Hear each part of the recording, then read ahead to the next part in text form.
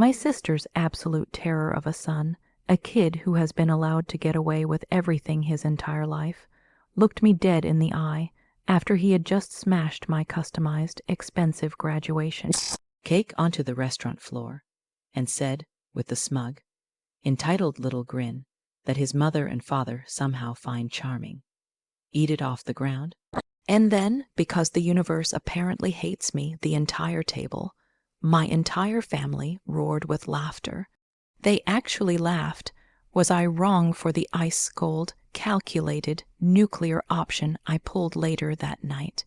Tell me honestly if you would have done the same thing after something this soul-crushingly humiliating. This story, which I still can barely believe is mine, didn't start with a shattered cake. It started with the quiet, gradual realization that I was the family bank account, the reliable safety net, and the perpetual scapegoat. My name is Alex. I'm 25, and until very recently, I was the golden child who wasn't so golden, the one who worked 3 jobs and lived like a pauper to put myself through a rigorous engineering program, while simultaneously holding up a staggering portion of my family's financial infrastructure. I'm talking about Mom's mortgage, which was always just a bit too much for her, and Dad, who, by the way, was hardly ever around. A ghost we all pretended was just very busy. I co-signed that loan when I was barely 20, feeling like a responsible adult, a hero even, because I was helping the family. Then there was the second car loan, a reliable sedan for my sister, Clara, after her old junker finally died. She needed it for her job, she said, and my credit score was the only one good enough to get a decent interest rate. Of course, the payments quickly fell to me because, surprise, Clara's new job was sporadic, and she just couldn't manage. I never saw a single late fee on my credit report because I'd always step in, always bail them out, always put the family first. It was exhausting, but I told myself that's what family does. I was the responsible one, the achiever, the one who was supposed to lift everyone else up. My graduation was supposed to be the moment that all of that sacrifice paid off, a visible, tangible symbol of my success, a sign that the burden was finally going to shift, not onto my family, off of me. The graduation day itself was fantastic. I walked across that stage, felt that rush of genuine pride, and even Mom and Clara seemed genuinely happy, for once. The dinner celebration was booked at a decent, semi-fancy Italian restaurant, a place I'd actually paid the deposit for, of course, because my degree meant I was now the established provider.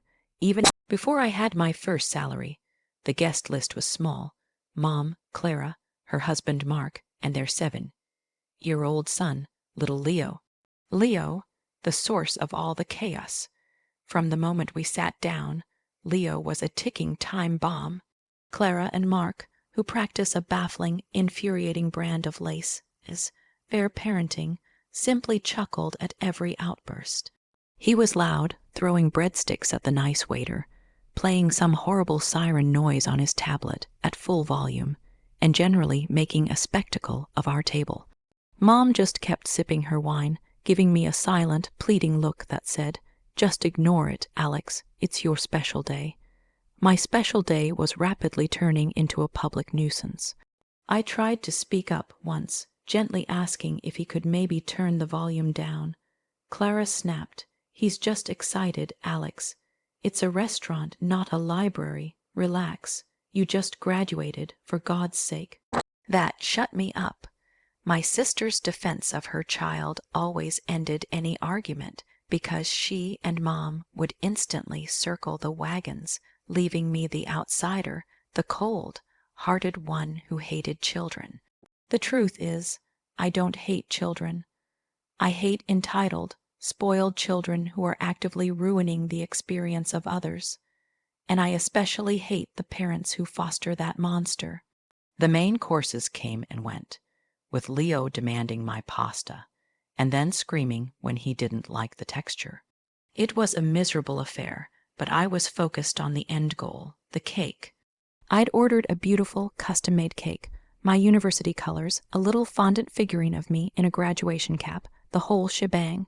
It cost a small fortune, but I saw it as the final, victorious moment of the whole grueling journey. When the waiter brought it out, everyone cheered, finally, a moment of genuine happiness. I blew out the candles and was just about to make the first cut when Leo decided he was bored with his ice cream. He was standing right next to me, close to the edge of the table.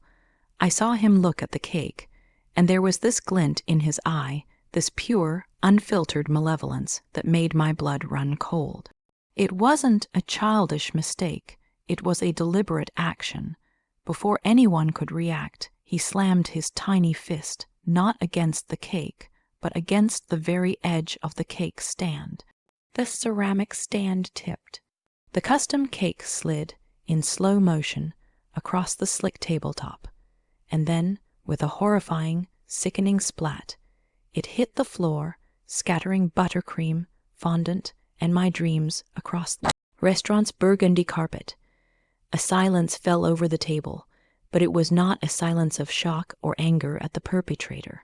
It was a silence of anticipation, of waiting to see my reaction. I was frozen, staring at the ruin of my celebratory dessert. The waiter looked horrified, already kneeling with a cloth, and that's when Leo, the little sociopath, dropped the line that sealed the fate of our entire familial relationship. He pointed at the mess on the floor and, in a loud, clear voice, commanded, "Eat it off the ground." And that's when it happened. That's when my family, my mother who supposedly loved me, my sister, and her feckless husband, burst out laughing. Not a polite giggle, but a full-throated tear, inducing "we're so embarrassed but isn't," that Leo Sucher, Askell kind of laugh. It felt like a physical assault, a final confirmation that I, my feelings, my achievements, my $200 cake, meant absolutely nothing compared to the fleeting amusement of a spoiled child. I didn't raise my voice. I didn't scream. I didn't even look at them. I stood up, calmly, pulled out my wallet, slapped down enough cash to cover the entire bill, the deposit, and a very generous tip for the poor waiter, and I walked out. I just walked away from the shattered cake, the mocking laughter, and the entire miserable spectacle of my family. I didn't say a single word. They didn't even try to stop me. I drove home, and the entire drive was silent, cold, and clear. All the years of resentment, of feeling like a wallet and not a person, crystallized into a single, terrifying thought. I was done. I was going to cut them off, not just emotionally, but financially, legally, and permanently. I arrived at my small, quiet apartment, and I started packing a go bag, not because I was running away, but because I knew what was coming next, and I needed to be ready to disappear. My phone buzzed. It was a text message in the family group chat, which included Mom and Clara. The sender was Mom. I opened it. It read in its entirety, "Alex, we've all had a long talk. Your reaction was over the top and ruined the night. Leo is only 7. We've chosen to sever all contact for the time being. Stay away forever. We need space. Your sister agrees." And then the final perfect crushing detail, a thumbs-up reaction from Clara to Mom's message. A simple, heartless like. They didn't just laugh at the cake. They condemned me for being upset. They chose a 7-year-old's destructive antics over my entire existence. They were severing my ties as if they were the victims. It was the absolute nadir. I felt the ice spread from my chest to my fingers. There was no anger left, just surgical clarity. So that's the situation I was in. I was alone, humiliated, discarded, and holding the literal financial bag for a family that had just told me to stay away forever, over a piece of cake. But that bag, that financial burden, was also the source of my power, the only leverage I had left. I had to make a choice. Before I tell you what happened next, what I did to completely dismantle their carefully constructed, financially dependent world, I want you to pause right here and comment below. Seriously, stop the video and let me know. What would you have done in my shoes? Would you have let it go? Would you have just removed your name quietly? Or would you have pulled the lever and watched the entire structure burn? I need to know if I'm the monster they instantly tried to paint me as. My reply to the group chat, after staring at Mom's text and Clara's little thumbs up for what felt like an hour, was short. Calculated, devastating. I didn't engage with the emotional blackmail. I didn't apologize. I didn't plead. I simply typed, understood, removing my name from the house loan and Clara's car loan tomorrow morning. You have 30 days to refinance. Good luck. I didn't wait for a response. I immediately muted the group chat, archived it, and then called my best friend, who happens to be a paralegal, and asked her to meet me first thing in the morning at the bank and the local credit union where both loans were held. I went to bed knowing I had just declared war, but I slept soundly for the first time in years. I was finally choosing me. The next morning, I was at the bank the moment the doors opened, dressed in my most professional suit. I had meticulously researched the process the night before, because I was merely a co-signer on the house loan, a favor I'd done for Mom when her credit was shot. The terms of the loan stated that if I provided a written request and a notarized letter stating a change of domicile and financial risk, the bank had to initiate the process of removing my name. It was a standard, if rarely used, clause in co-signer agreements. The loan officer, a kind man, was initially hesitant, but once I presented the documents and quietly explained the situation without any drama, just the cold, hard facts of being asked to stay away forever, he started the paperwork. He explained the same thing I had learned. The bank would give the primary borrower, my mother, a 30-day window to either find a new co-signer, refinance the loan entirely, or face the acceleration clause, which meant the entire loan would become due immediately. I signed every single document with the satisfying, heavy finality of a judge delivering a life sentence. Next, I went to the credit union for Clara's car loan, where I was the sole signer, with her merely listed as the primary driver. This was even easier and crueler. I simply revoked my consent, informed them I was no longer willing to cover the liability, and initiated the voluntary repossession process. The credit union was thrilled. They had a guaranteed sale on a relatively new, reliable car. They informed me a tow truck would be dispatched to Clara's address that afternoon. No questions asked. I signed that paperwork with a tiny, almost imperceptible smile. By noon, my name was officially off the hook. I had severed the chains that had bound me. I drove away from the last building, feeling lighter than air, and immediately deactivated my social media accounts and changed my primary cell phone number. The last thing I did was turn my old phone back on, just for a minute, and that's when the tidal wave hit. The group chat was a terrifying, pulsing wall of red notifications. I had 100 missed calls. The chat itself had hundreds of messages. I scrolled for a few seconds. The initial messages were confusion. Alex, what does that mean? It's a joke, right? Then came the panic. Mom was called by the bank, confirming my request. Alex, you can't do this. I will lose the house. This is my life. Clara's texts were pure, unadulterated venom. You selfish little monster. My car is gone. They just towed it. How am I supposed to get to work? I knew you were a jealous witch. Her husband, Mark, even chimed in. You better fix this, Alex, or you'll regret it. Your family needs you. The audacity of that last message, after they had literally told me to stay away forever, almost made me laugh out loud. I took a single, clear screenshot of the entire message thread. My original reply, the 100 missed calls, and the final panic. And then I smashed the old phone with a hammer. It felt incredibly cathartic, a physical final act of separation. I had given them what they asked for: space.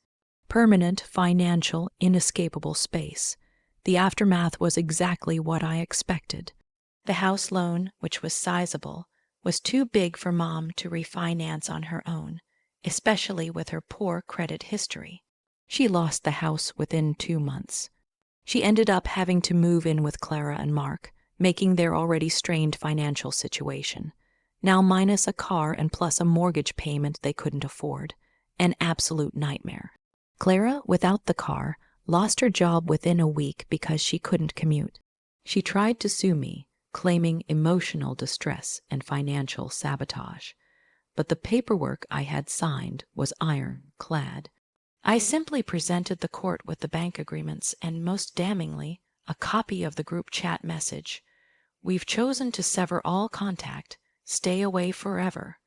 The judge dismissed the case with a sympathetic look in my direction and a firm, disgusted glare at my sister and mother, who looked like their world had just collapsed.